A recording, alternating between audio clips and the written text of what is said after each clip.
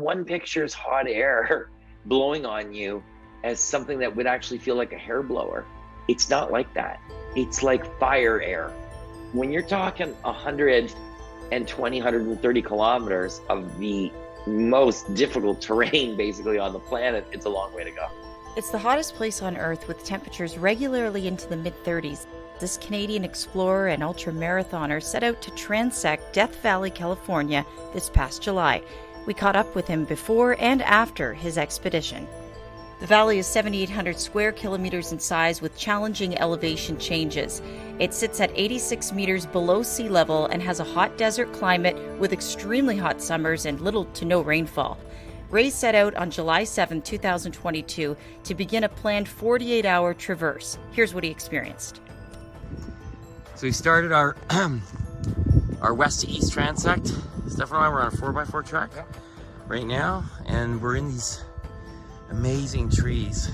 The winds change constantly. They'll start out being a tailwind partway through the day, and then you've got a headwind, at the second half of the day. We knew that the temperatures were probably going to reach 120 Fahrenheit. We were going up in elevation.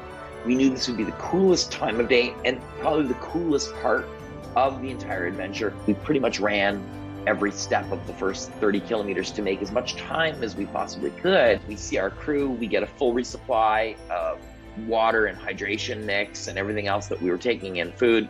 And then we began our descent from 7,500 feet to below sea level.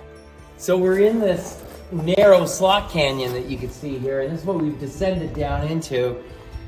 We are about a little over a third the way through our route. It's a lot cooler in here than it is up there. Navigating through thick bush, which could potentially have rattlesnakes. Navigation was very stressful. You didn't want to take a wrong turn, which was easy to do, or go down the wrong river wash or canyon or whatever, which could set you hours back. There was little sand dunes. There was this brush that was really spiky that you couldn't just cut through. You had to get around. And sinky, soft, dry clay where your feet would sink about 15, 20 centimeters. We hit this at night. The moon was about half full. Beautiful. Skies were full of stars. And it's piles of rocks in a fan shape with these river cuts going through it. Very hot place to be. I think we measured 105 Fahrenheit. Our planned 48 hours down to completing in 34 and a half to make it happen was really invigorating.